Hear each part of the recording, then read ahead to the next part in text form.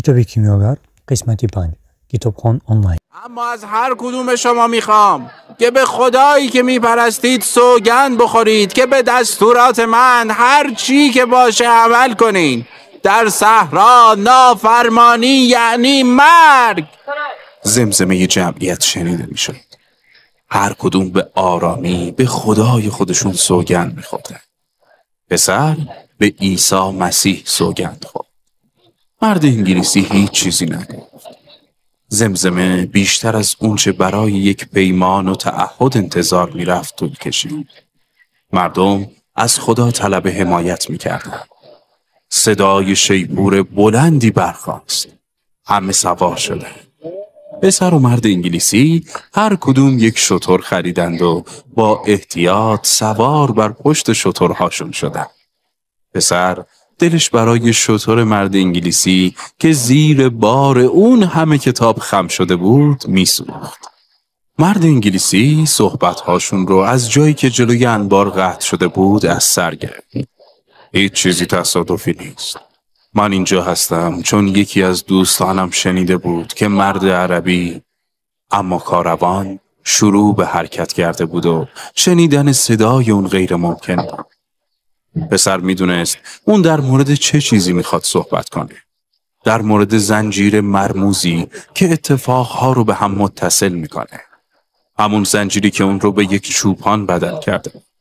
سپس باعث دیدار دوباره اون خواب شد و بعد اون رو به شهری نزدیک آفریقا آورد. در اونجا پادشاهی رو ملاقات کرد و مورد دستبرد سارقی قرار داد تا بلور فروش رو ببینه. پسر فکر کرد هرچی یک نفر به درک افسانه شخصیش نزدیکتر بشه، افسانه شخصی به دلیل محکمتری برای وجود اون شخص تبدیل میشه. کاروان به سمت مشرق شروع به حرکت کرد. وقتی شدت تابش خورشید زیاد شد، توقف کرد و عصر هنگام به حرکت خود ادامه داد. چون مرد انگلیسی بیشتر وقتش رو صرف مطالعه کتابش کرد، پسر نتونست زیاد با اون هم صحبت بشه. پسر در سکوت روند حرکت انسانها و حیوانها از دل صحرا رو تماشا می‌کرد. حالا دیگه همه چیز با روزی که سفر را آغاز کرده بودند فرق داشت. اون زمان پریشانی و فریاد، صدای گریه کودکان، صدای شیهه اسب‌ها و سر و صدای حیوانات همگی با دستورات اعصاب خورد کن راهنمایان کاروان و بازرگانان در هم آمیخته بود. اما حالا در صحرا تنها صدایی که شنیده میشد صدای وزش باد و صدای پای حیوانات بود. حتی راهنماهای تور هم به آهستگی با هم صحبت می‌کردند. یک شب یکی از ساربانان گفت: من بارها این شنها رو طی کردم، اما صحرا خیلی بزرگه و افقش اونقدر بیکران و وسیعه که انسان به حقارت خودش پی میبره و ترجیح میده سکوت کنه. پسر با اینکه قبلا حتی پاش هم به بیابان نرسیده بود، منظور اون رو کاملا حس میکرد. هر زمان که به آتش یا به دریا که از عناصر اصلی طبیعی نگاه میکرد، تحت تأثیر قدرت اصلی اونها سکوت سرابهای وجودش رو در بر میگرفت. من درسهایی از گوسفندانم یاد گرفتم، همینطور از بلورها. صحرا هم درسی برای من خواهد داشت. صحرا به نظر پیر و خردمند میاد. باد هیچگاه دست از وزیدن بر نداشت و پسر به یاد خاطره‌ای که در قلعه در طریفا با همین باد گذرانده بود افتاد. باد به صورتش وزیده. به یاد پشم گوسفندانش افتاد. گوسفندانی که الان هم مثل همیشه در مراتع اندلس به دنبال آب و علف میگشتن. اونها دیگه گوسفندای من نیستن. اصلاً احساس دلتنگی نداشت. باید تا حالا به صاحب جدیدشون عادت کرده باشن و احتمالاً منو هم فراموش کردن. موجوداتی مثل گوسفندان که همیشه در حال سفرن به رفتن و رها کردن عادت دارن. به یاد دختر بازرگان افتاد. حتما تا حالا ازدواج کرده. حتما با یک نونوا یا چوپون دیگه‌ای که سواد داشته و میتونسته داستانهای جالب براش تعریف کنه ازدواج کرده. اون که تنها چوپان با سواد نبود، اما از درک عمیقی که از صحبتهای ساربان داشت هیجان زده شده بود. شاید اون هم در حال آموختن زبان جهانی بود. زبانی که گذشته و حال تمام مردم رو در بر می‌گرفت. چیزی که مادرش اون رو پیشگویی وقوع امری در آینده مینامید. کم کم داشت براش روشن میشد که این شهود واقعاً همون نفوذ روح به کل جریان هستیه که به صورت ناگهانی رخ میده. جایی که گذشته همه انسان‌ها به هم وصل میشه و ما قدرت درک همه چیز رو خواهیم داشت. چون همه چیز اونجا نوشته شده. به یاد بلور فروش افتاد و گفت مکتوب. صحرا در بخش‌هایی با شن پوشیده شده بود و در سایر قسمت‌ها با صخره. وقتی کاروان با تخت سنگی روبرو می‌شد، مجبور بود که اون رو دور بزنه. و اگر با پهنه وسیعی که پر از صخره بود برخورد می‌کرد، ناچار بود مسیرش رو منحرف کنه. اگر با شنهای روان برخورد می‌کردند که حیوانات در اون فرو می‌رفتند، دنبال مسیری می‌گشتند که سخت‌تر باشه. بعضی جاها مجبور بودن از شور زارهایی که ناشی از خشک شدن برکه‌ها بود عبور کنند. حیوان‌ها حاضر به عبور از همچین مسیرهایی نمی‌شدند. در این هنگام ساربانان مجبور بودند از شترهاشون پیاده بشن و بار حیوان رو سبک کنند. اونها مجبور می شدن خودشون بار شتر رو حمل کنند تا از این قطعه فریبنده عبور کنن و سپس دوباره بارها رو به روی شترها بذارن. اگر یکی از راهنماها مریض می شد یا می مرد، ساربانان به قید قرعه کسی از بین خودشون رو به عنوان جانشین انتخاب می کردن. اما همه این اتفاقها یک دلیل واحد داشت. اینکه هیچ اهمیتی نداره که چند بار مسیر رو منحرف می‌کردن یا مجبور می‌شدن از راه دیگه‌ای برن. کاروان همواره در همون جهت مقصد اصلی راه رو طی می‌کرد. هنگام برخورد با مانع همیشه چاره این بود که به دنبال ستاره‌ای بگردن که محل واحه رو نشون بده. وقتی صبح اون ستاره رو در آسمون صبح می‌دیدن، می‌فهمیدند که در مسیر درست قرار گرفتن و به زودی به آب، نخلستان، پناهگاه یا سایر افراد خواهند رسید. تنها کسی که به هیچ کدوم از این اتفاقها اهمیت نمیداد، مرد انگلیسی بود که همواره خودش رو غرق مطالعه کرده بود. پسر هم کتاباش رو با خودش برده بود. روزهای اول سعی کرده بود خودش رو سرگرم مطالعه اونها کنه. اما متوجه شد که مشاهده کاروان و گوش کردن به صدای باد خیلی لذت بخش داره. به محض اینکه تونست رابطه خوبی با شترش برقرار کنه، کتاب رو دور انداخت. این توهم براش ایجاد شد که با باز کردن کتاب نکته مهمی رو یاد میگیره. با این وجود کتاب به نظرش بار اضافی اومد و لزومی به حمل اون نمیدید. با ساربانی که کنارش حرکت میکرد دوست شد و شب هنگام که دور آتیش نشسته بودن، پسر خاطرات خودش رو از زمانی که چوپان بود برای اون تعریف کرد. در یکی از این شبها ساربان هم از زندگی شخصی خودش برای اون تعریف کرد. بعد در قاهره زندگی میکردم. باغی داشتم، فرزندانی و زندگی که به نظر نمیرسید تا زمان مرگ من تغییر کنه. 1 سال که محصول پربارتر از همیشه بود، دست جمعی به مکه رفتیم و من بابت انجام آخرین فریضه خیلی خوشحال بودم و نسبت به زندگی به احساس رضایت داشتم. یک روز زمین لرزید و رود نیل طغیان کرد. حتی فکرشو هم نمی کردم این اتفاق برای من بیفته. همیشه فکر می کردم این اتفاقها برای سایرینه. همه ی همسایه های من نگران بودن که درختان زیتونشون رو در سیل از دست بدن. همسر منم نگران از دست دادن فرزندامون بود. در اون لحظه فکر می کردم تمام داراییم رو از دست میدم. زمین ویران شد و من ناچار بودم به دنبال راه دیگه‌ای برای امرار معاش بگردم. و حالا یک ساربان هستم. اما اون فاجعه درس مهمی برای من داشت. اگر انسان‌ها خودشون رو لایق دست یافتن به اون چه احتیاج دارن و میخواد بدونن، دیگه هیچ ترسی از ناشناخته ها نخواهند داشت. با همواره نگران از دست دادن هستیم.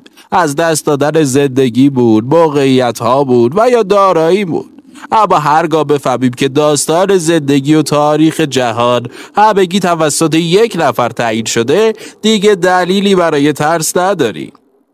گاهی کاروان در مسیر سفرش با کاروان دیگه‌ای روبرو میشد. از اونجا که همیشه دست واحدی همه اونها رو به پیش میروند، معمولاً یکی از کاروانها مایحتاج کاروانی دیگر رو با خود داشت. وقتی همگی دور آتیش نشستن، ساربانها تجربیاتشون رو درباره طوفان‌ها رد و بدل می‌کردن و داستان‌هایی درباره صحرا می‌گفتن. بعضی وقتها مردان مرموز نقابدار ظاهر می‌شدند. اونها صحرا نشینانی بودند که از مسیر کاروان مراقبت می‌کردند. اونها هشدارهای لازم رو در مورد راهزنها و قبایل وحشی به کاروانیان می‌دادند. اونها در سکوت می اومدن و در سکوت هم می رفتن. شنل‌های مشکی می پوشیدند و فقط چشماشون پیدا بود. شب یکی از ساربانان نزد پسر و مرد انگلیسی که در کنار آتیش نشسته بودند اومد و گفت که شایعاتی در مورد جنگ‌های قبیله‌ای به گوشش رسیده. هر سه تاشون سکوت کردند. پسر می دید که فضای ترس و وحشت حاکمه. با اینکه هیچ کدوم حرفی نمی زدن. باز هم تجربه دیگه‌ای از زبان بدون کلمات، زبان جهانی. مرد انگلیسی پرسید: آیا ما هم در خطر هستیم؟ ساربان گفت: وقتی تو به صحرا میای هیچ راه برگشتی نداری. پس فقط باید به بهترین راهی که در پیش رو داری فکر کنی. و صحبتش رو با همون کلمه مرموز مکتوب به پایان رسوند. وقتی ساربان رفت، پسر رو به مرد انگلیسی کرد و گفت: تو باید بیشتر به کاروان توجه کنی. ما از گذرگاه‌های فرعی زیادی عبور می‌کنیم، اما همیشه جهت حرکتمون به سمت همون مقصد اصلیه. مرد انگلیسی گفت: و تو باید بیشتر به مطالعه در مورد جهان بپردازی. در این زمینه کتاب‌ها عین کاروان‌ها هستند. گروه عظیم متشکل از انسان‌ها و حیوانات بر سرعت خودشون افزودند. روزها همیشه در سکوت به سر می‌بردند، اما حالا حتی شب‌ها هم که مسافران عادت کرده بودند کنار آتیش به صحبت و گفتگو بپردازند هم در سکوت می‌گذشت. یک روز راهنمای کاروان تصمیم گرفت شب‌ها هم آتش روشن نکنه تا سارقین نتونن کاروان رو در شب پیدا کنن. کاروانیان تصمیم گرفتند که شب هنگام وسط حلقه حیوانات بخوابند تا از سرمای شبانه کویر معصوم بمانند. قافله سالار هم چند نگهبان مسلح موظف کرد که در اطراف کاروان نگهبانی بدهند. شبی از شبها مرد انگلیسی که خوابش نمی برد پسرک رو صدا زد و اونها با هم در ماسه‌زارهای اطراف کاروان به قدم زدن پرداختند. قرص کامل ماه در آسمان نورافشانی می‌کرد و پسر داستان زندگیش رو برای مرد انگلیسی تعریف کرد. جذابترین قسمت برای مرد انگلیسی قسمتی بود که پسر با کار در بلور فروشی باعث رونق بخشیدن به فروش شده بود. اون گفت: این قانونیه که بر همه چیز حکم فرماه. در کیمیاگری اون رو روح جهان میگن. وقتی چیزی رو عمیقاً و با تمام وجودت آرزو کنی، در اون زمان بیش از همیشه به روح جهان نزدیک شدی. این نیرو همیشه کارساز. سپس ادامه داد: این فقط هدیه بشر نیست، بلکه هر چیزی که بر روی زمین وجود داره دارای روحه. حتی مواد معدنی، گیاهان یا حیوانات یا حتی یک فکر ساده. تمام هستی زمین دائما در حال تغییر و تبادله. چون زمین زنده است و دارای روحه، ما هم جزئی از اون روح هستیم و گاهن فکر میکنیم که اون برای ما کار میکنه. اما احتمالاً تو در بلور فروشی متوجه این موضوع شدی که حتی بلورها هم برای موفقیت تو دست به دست هم دادن. پسر در حالی که به ماه و ماسه هایی که زیر نور اون سپید شده بود نگاه میکرد، مدتی غرق فکر به این موضوع شد. من به عبور کاروان از صحرا با دقت نگاه کردم. کاروان و صحرا هر دو به یک زبان واحد صحبت میکردن و به همین دلیل که صحرا به کاروان اجازه عبور میده. صحرا مداوم و در هر مرحله کاروانیان رو چک میکنه تا مطمئن بشه که زبان مناسبش رسیده. و اگر در موقعیت زمانی مناسب بود، اونها به واحه میرسن. اگر هر کدوم از ما به تنهایی و با تکیه بر نیروی فردی خودمون و بدون درک این زبان با این کاروان همراه می شدیم، این سفر برامون خیلی سخت می شد. اونها همونجا ایستادند و به مشاهده ماه مشغول شدند. پسر گفت: این معجزه نشونه هاست. من دیدم که راهنماها چجوری نشونه های صحرا رو میخونن و چجوری روح کاروان با روح صحرا صحبت میکنه.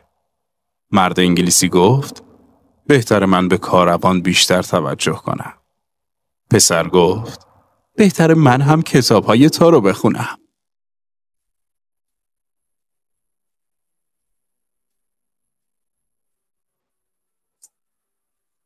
کتاب های عجیبی بودن.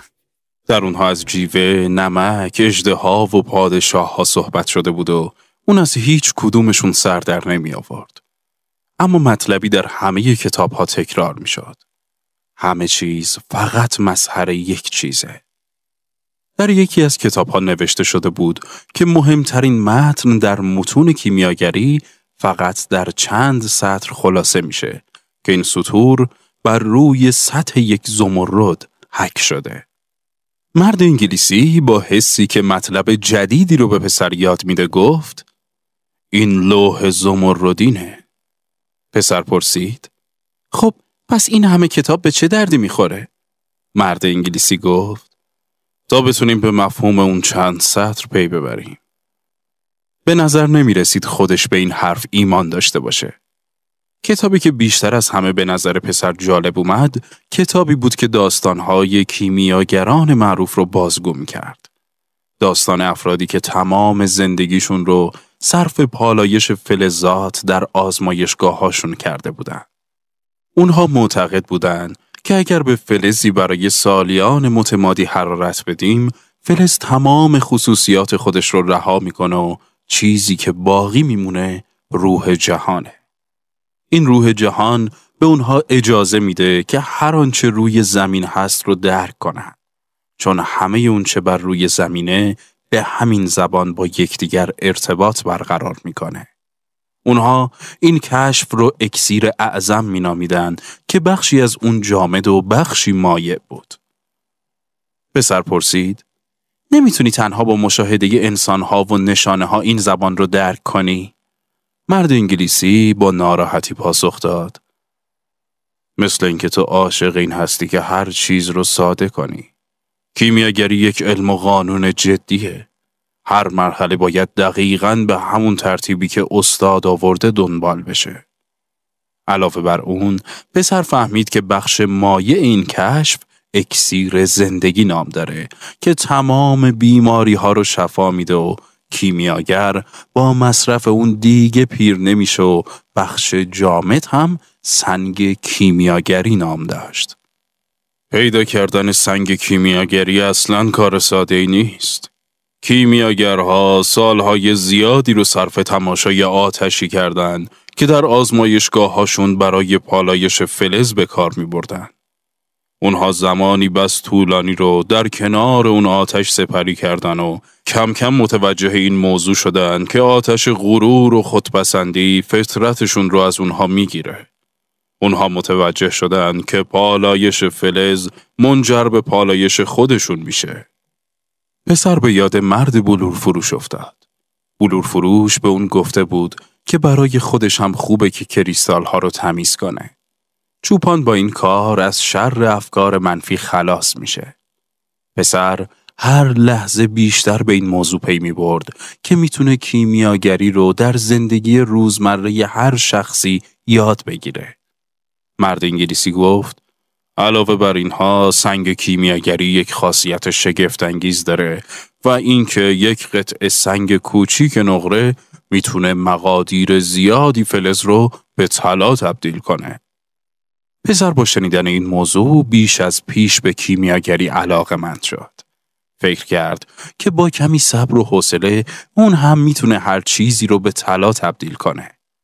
زندگی افراد زیادی رو مطالعه کرده بود که موفق به انجام چنین کاری شدن. شخصیت‌های نظیر هولوتیوس، الیاس، فولکاتنی و جابر. داستان‌های شگفت‌انگیز داشتن. هر کدومشون به افسانه شخصی خودشون دست یافته بودن. مسافرت کرده بودن، با خردمندان صحبت کرده بودن و معجزاتی هم داشتن برای کسانی که باور نمی‌کردند و صاحب سنگ کیمیا و اکسیر زندگی شده بودن. اما وقتی خواست اکسیر اعظم رو یاد بگیره، کاملاً گیج شد. چون جز نقاشی‌ها، دستورالعمل‌های رمزدار و متون نامفهوم، هیچ چیز دیگه‌ای نبود. یک شب از مرد انگلیسی پرسید: اونها چرا اینقدر موضوع رو پیچیده میکنن؟ در این حین متوجه شد که مرد انگلیسی دلش برای کتابهاش تنگ شده و از این رو بد اخلاق به نظر میرسه. مرد پاسخ داد: تا وقتی کسانی که قابلیت فهمیدنش رو دارن اون رو بفهمن. تصور کن اگر هر کسی میتونست سرب رو به طلا تبدیل کنه، طلا ارزشش رو از دست میداد. فقط کسانی که پشتکار دارن و میخوان مسائل رو عمیقاً یاد بگیرن، میتونن اکسیر اعظم رو کشف کنن. من هم به همین دلیله که به اینجا اومدم تا کیمیاگری رو پیدا کنم که میتونه این کدها رو رمزگشایی کنه. پسر پرسید: این کتاب‌ها چه زمانی نوشته شدن؟ قرن‌ها پیش. در اون زمان که ماشین چاپ نبوده، پس هر کسی امکان دستیابی به علم کیمیاگری رو نداشته. پس چرا اونها در این زبان عجیب با این همه تصویر و نشان استفاده کردند؟ مرد انگلیسی مستقیما پاسخ نداد. گفت که در چند روز گذشته توجهش رو به عملکرد کاروان معطوف کرده. اما هیچ چیز جدیدی یاد نگرفته. تنها چیزی که به نظرش اومد اینه که بحث در مورد جنگ‌ها هر لحظه داغ و داغ‌تر میشه. بالاخره یک روز پسر کتاب‌های مرد انگلیسی رو به اون برگردوند. مرد مشتاقانه از اون پرسید: آیا مطلب جدیدی هم یاد گرفتی؟ مرد انگلیسی احتیاج داشت با کسی صحبت کنه تا ذهنش رو از توجه به احتمال بروز جنگ معطوف به موضوع دیگه‌ای کنه. من یاد گرفتم که جهان دارای روحه و هر کسی که این روح رو پیدا میکنه میتونه زبان اشیاء رو هم بفهمه. همچنین متوجه شدم که کیمیاگرهای زیادی موفق به تحقق افسانه شخصیشون شدن و سرانجام تونستن روح جهان رو پیدا کنن. سنگ کیمیاگری و اکسیر جوانی. همچنین یاد گرفتم این مطالب اونقدر ساده هن که میتونن بر سطح یک زمرد نوشته بشن. مرد انگلیسی از اینکه دید پسر به مسائلی مثل سالها تحقیق و بررسی، سمبول‌های جادویی، کلمات رمز تجهیزات آزمایشگاه‌ها و غیره هیچ توجهی نشون نداده، ناامید شد و با خودش گفت: روح اون بسیار ابتدایی و سطحیه و نمیتونه همچین مسائل رو درک کنه. اون کتابهاش رو پس گرفت و دوباره اونها رو در کیفش گذاشت. برو به تماشای کاروان ادامه بده. از این کار هم هیچ چیزی عاید من نشد. پسر دوباره مشغول اندیشیدن به سکوت صحرا شد و ماسه هایی که با حرکت حیوانها از زمین بلند می شدن. با خودش فکر کرد هر کسی برای یاد گرفتن راهی مخصوص به خودش رو داره. روشی که برای یاد گرفتن به کار میبره هیچ شباهتی به روش من نداره. روش من هم برای اون همین گونه است. اما مهم اینه که هر دوی ما به دنبال افسانه شخصی خودمون هستیم. من به این کار اون احترام میذارم. کاروان دیگه شبانه روزی به حرکت خودش ادامه میداد. نقابداران بیشتر به اونها سر میزدن. ساربانی که با پسر دوست شده بود گفت: جنگ‌های قبیله‌ای شروع شده و اگر کاروان خیلی خوش شانس باشه به واحه میرسه. حیوانات خیلی خسته شده بودن. افراد هم هر روز کمتر و کمتر با همدیگه صحبت میکردن. سکوت بدترین وضعیت بود تا جایی که صدای ناله شتر که تا پیش از این هیچ اهمیتی نداشت باعث ایجاد رعب و وحشت میشد، چون میتونست نشانه ای از شروع جنگ باشه. با این وجود به نظر نمی رسید ساربان اهمیتی به خطر تهدید جنگ بده. یک شب که در حال خوردن یک خوشه خرما بودن و نه از آتش خبری بود و نه از ما، ساربان گفت: من زنده‌ام. وقتی در حال خوردن هستم جز به خوردن به چیز دیگه‌ای فکر نمی‌کنم. اگر در حال راهپیمایی هستم فقط به پیمودن راه فکر می‌کنم و اگه مجبور باشم به جنگم روز مردنم هم مثل بقیه روزها روز خوبی خواهد بود. همه اینها به این دلیله که من نه در گذشته زندگی می‌کنم نه در آینده. من فقط به زمان حال علاقه‌مندم. اگر بتونی همیشه در زمان حال زندگی کنی اون وقت انسان خوشبختی میشی. اون موقع میبینی که زندگی در بیابان جریان داره و ستاره ها در آسمون ها هستن و افراد قبیله میجنگن چون اونها هم از نژاد بشرن. در این صورت زندگی یک میهمانیه، یک جشن بزرگ، چون زندگی لحظه‌ایه که دقیقاً همکنون در اون به سر میبریم. 2 شب بعد وقتی آماده خوابیدن میشد به ستاره هایی که هر شب راه رو نشون میدادن نگاه کرد. افق از همیشه کمی پایین تره و ستاره ها بر روی تن کویر دیده میشن. ساربان گفت: آبادی اونجاست. پسر پرسید: پس چرا حالا نمیخوایم به اونجا بریم؟ چون باید بخوابیم. پسر صبح با طلوع خورشید از خواب بیدار شد. در مقابلش، یعنی جایی که شب قبل ستاره های کوچکی به چشم میخورد، صف بی انتهایی از درختان خرما دیده میشد که در تمام طول صحرا گسترده شده بودند. مرد انگلیسی هم که بیدار شده بود گفت: رسیدی. اما پسر ساکت بود. به سکوت صحرا عادت کرده بود. دوست داشت فقط به درختان خیره بشه. هنوز راهی طولانی تا اهرام پیش رو داشت و روز این صبح فقط یک خاطره خواهد بود. اما فقط زمان حال، همون جشنی که ساربان گفته بود اهمیت داشت. پسر میخواست این درس رو هم مثل سایر مطالبی که در گذشته آموخته و برای رسیدن به رویاهای آیندهش اونها رو به کار گرفته بود انجام بده. هرچند دیدن این نخلستان روزی یک خاطره خواهد بود، اما حالا نشونه ای از امنیت، آسایش و پناهگاهی در برابر جنگه. دیروز صدای شتر نشانه خطر بود و امروز نخلستان نشانه ای از معجزه. فکر کرد جهان زبانهای زیادی داره. کیمیاگر که به خیل انسانها و حیوانات تازه وارد نگاه میکرد با خودش گفت: زمان به سرعت میگذره. مثل کاروانها، مردم به استقبال تازه واردین رفتن. کودکها از دیدن اونها سر از پا نمیشناختند و غرق در هیجان بودند. گرد و غبار جلوی خورشید رو گرفته بود. کیمیاگر بزرگان قبیله رو میدید که به استقبال قافله سالاران اومده بودن و با اونها گرم گفتگو شده بودن. اما هیچ کدومشون برای کیمیاگر قابل توجه نبودن. اون تا حالا مردمان زیادی رو دیده بود که اومده بودند و رفته بودند و صحرا بود که مثل همیشه اونجا باقی مونده بود. اون شاهان و گدایان زیادی رو دیده بود که روی همین ماسه ها راه می رفتن. این ماسه ها سالهای سال بود که اونجا بودن. از وقتی به دنیا اومده بود این ماسه ها اونجا بودن. حتی اگر باد شکلشون رو تغییر میداد. همیشه دیدن نگاه مشتاق مردمانی که پس از هفته‌های زردی ماسه و آبی آسمان بالاخره چشمشون به سبزی نخلستان میافتاد، خوشحالش میکرد. به نظرش خدا صحرا رو آفریده بود تا انسانها قدر درختان خرما رو بیشتر درک کنن. تصمیم گرفت که بیشتر روی مسائل کاربردی تمرکز کنه. نشانه ها به اون گفته بودند که در کاروان مردی هست که باید به اون بعضی از رموز رو یاد بده. هنوز مرد رو نمیشناخت، اما میدونست که چشمان متبحرش به محض دیدن اون رو میشناسه.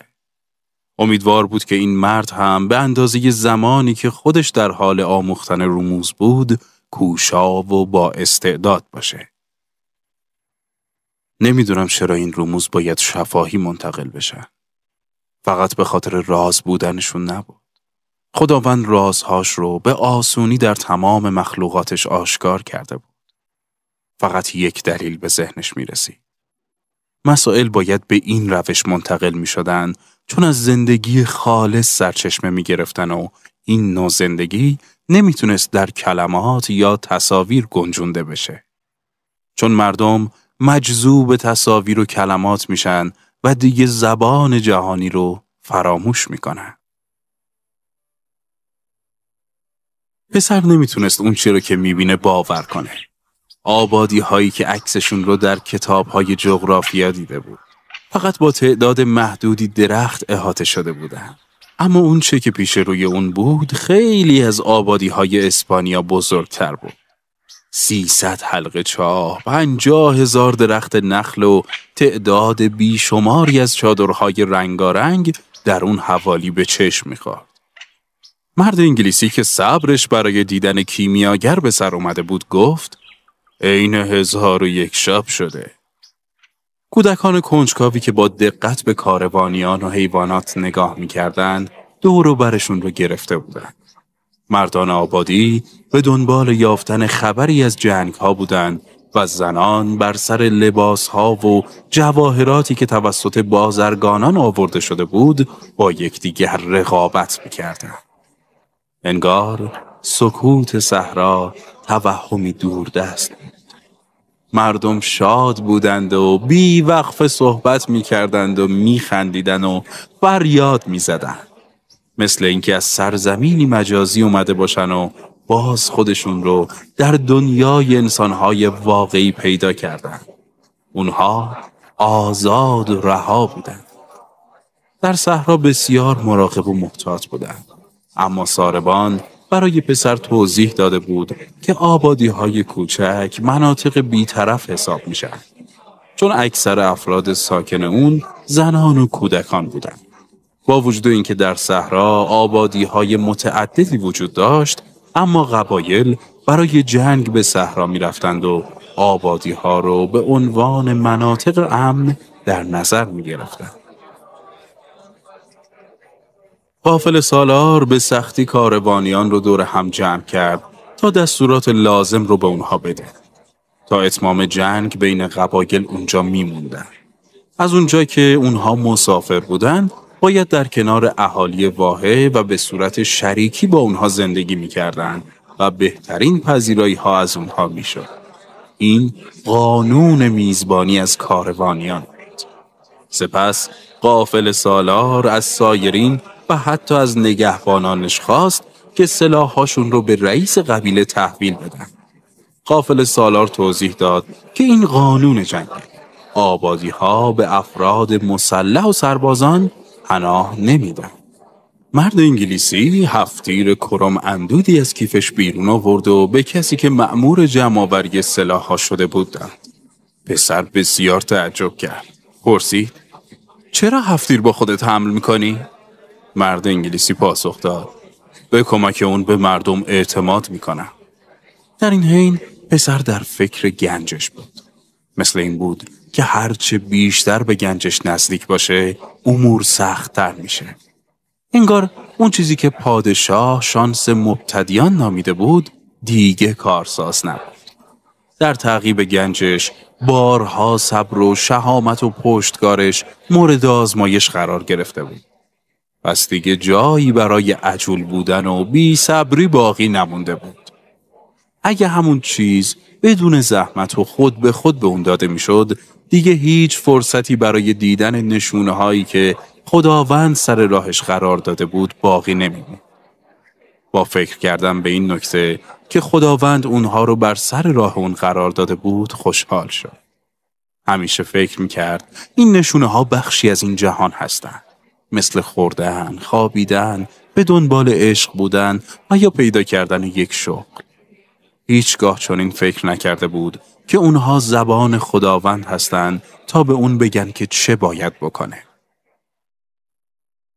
با خودش تکرار کرد: صبر داشته باش. همونطور که ساربان گفت زمان خوردن بخور و زمان رفتن برو. پسر در چادری دورتر از دوستش خوابید. در اون چادر 5 پسر دیگه هم بودن.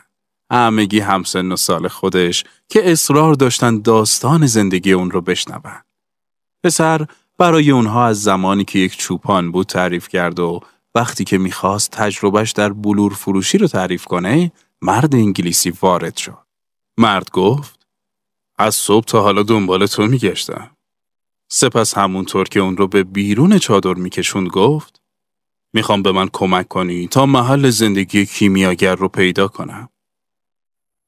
اول خواستن خودشون اون رو پیدا کنن.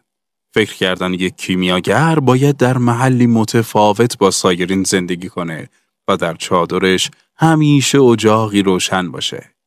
همه جا رو گشتن تا اینکه دیدن واه خیلی بزرگتر از اون بود که فکرش رو میکردن. صدها چادر در اون منطقه موجود بود. هر دو کنار یک چادر نشستن. مرد گفت: امروزمون رو کاملا از دست دادی. پسر پیشنهاد داد: خب بهتر از یه نفر بپرسیم. مرد انگلیسی نمیخواست کسی دلیل اومدن اون به اینجا رو بفهمه. اما بالاخره قبول کرد چون پسر زبان عربی رو بهتر صحبت میکنه از یکی از اهالی در مورد کیمیاگر بپرسه. پسر به زنی که برای پر کردن مشک از آب چاه اومده بود نزدیک شد. عصرتون بخیر خانم. من میخوام بدونم منزل کیمیاگری که در این واه زندگی میکنه کجاست؟ زن گفت: من تا کنون چیزی در مورد کیمیاگر نشنیدم. و با عجله از اونجا دور شد. اما پیش از رفتن به پسر گفت که از صحبت کردن با زنان سیاه‌پوش خودداری کنه. چون اونها شوهر دارن. اونها باید به سنت‌های ساکنین احترام میذاشتن. مرد انگلیسی ناامید شد.